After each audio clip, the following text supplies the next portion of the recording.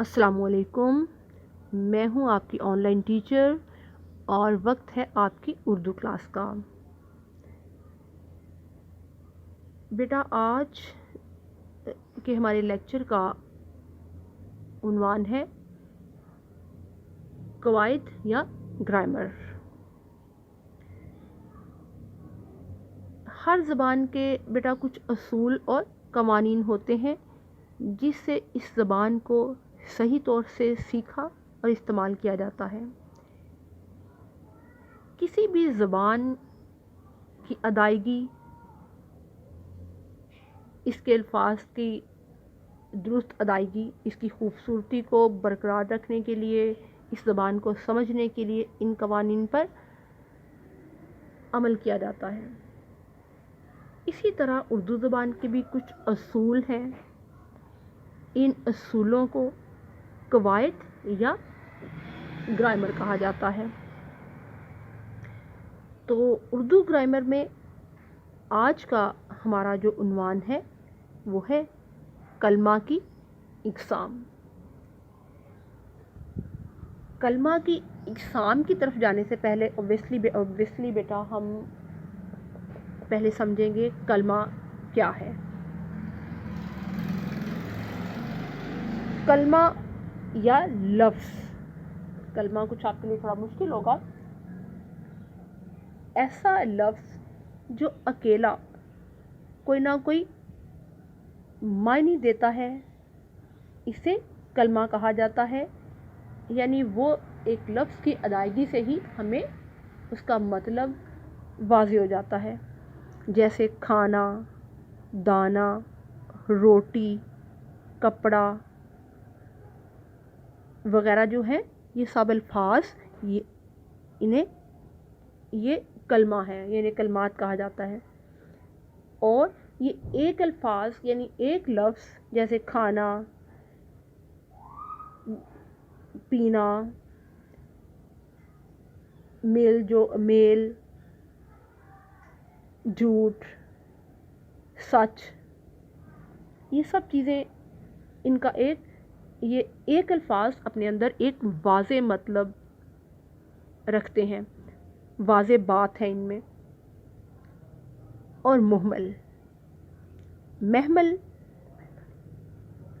کا معنی ہے بے معنی، یعنی محمل الفاظ کو، یعنی جن کا اکیلے کوئی معنی نہیں ہوتا، بلکہ یہ مختلف جو الفاظ ہیں ان سے مل کر ان کے معنی میں زور پیدا کرتے ہیں،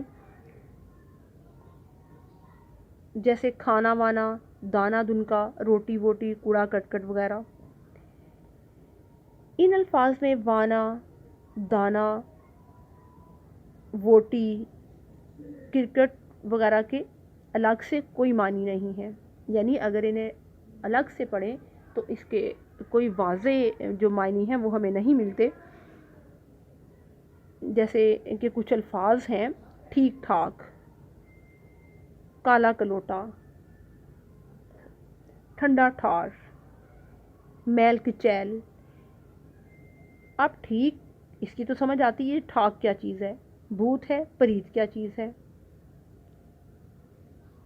کالا کلوٹا، کالا کلوٹا سمجھ نہیں آتا یہ کیا ہے، یعنی کالا تو لفظ ہے، کلوٹا کیا ہوگا، محمل۔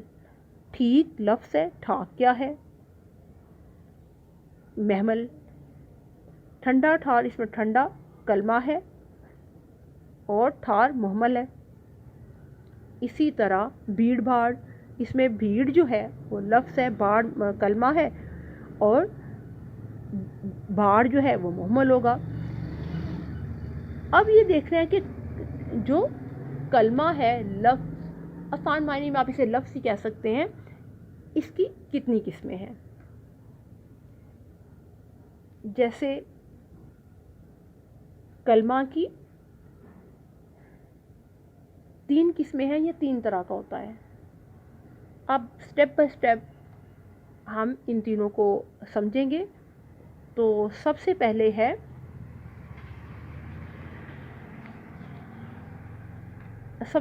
ہم جس قسم کے بارے میں بات کریں گے وہ ہے اسم۔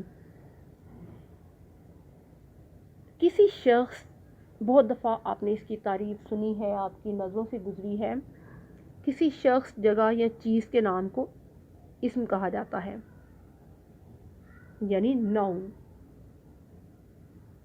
انگلش میں سے کہا جاتا ہے ناؤن اور اردو میں اسم۔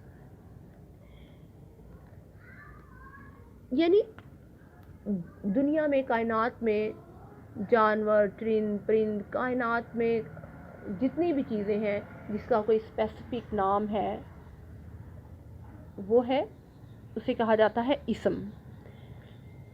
جیسے عامر، علامہ اقبال، احمد، غالب، مجید، امجد، نادیہ، یہ سبھی کسی نہ کسی شخص کے نام ہیں، اس لیے ان تمام ناموں کو اسم یعنی ناؤن کہا جائے گا۔ گھر، لاہور، منار پاکستان، کراچی، سمن آباد، فیصل مسجد، بادشاہی مسجد، طوبہ مسجد وغیرہ کسی نہ کسی جگہ کا نام ہے۔ ان سب جگہوں کے ناموں کو بھی اسم یعنی ناؤن کہا جائے گا۔ الماری، میز، کرسی، بستہ، پلنگ، سلیٹ، پینسل، کاپی، کھانے پینے کی جو بھی چیزیں ہیں، ان سب چیزوں کے ناموں کو بھی اسم کہا جاتا ہے۔ اب جیسے اگر یہ جملہ کچھ اس طرح سے ہوگا، مریم نے دودھ پی لیا ہے، اس میں مریم اور دودھ ہے وہ اسم ہے یعنی ناؤن ہے۔ مصطفیٰ ہاکی کھیل رہا ہے، اس میں مصطفیٰ اور ہاکی ناؤن ہے یعنی اسم ہے۔ بچے وقت پر اسکول گئے، یہ میں انگلش میں وہ ناؤن اس لیے آپ کو بتا رہی ہوں کیونکہ بچے انگلش کو آسان سمجھتے ہیں، اس لیے اگر میں ساتھ اسم ان کے لیے ذرا مشکل ہو جاتا ہے، اور ناؤن اس طرح سے جلدی ان پہ واضح ہو جائے گا۔ جی، تو بات یہ سمجھ میں آئی ہمیں کہ دنیا میں ہر وہ چیز جس کا ایک واضح نام، اسپیسیفک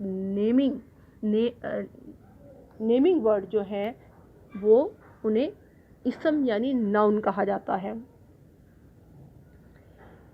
اور یہ کلمہ کی جو بنیادی قسم ہے۔ اسی طرح کلمہ کی 3 قسمیں ہیں: اسم، فعل اور حرف۔ آج کے اس لیکچر میں ہم نے بات کی اسم کے بارے میں۔ نیکسٹ لیکچر میں انشاءاللہ گرامر میں ہم اسم کی جو باقی 2 قسمیں ہیں، فعل اور حرف، اس پہ بات کریں گے۔ اب دیجیے اجازت، دعاؤں میں یاد رکھیے گا۔ اللہ نگہبان۔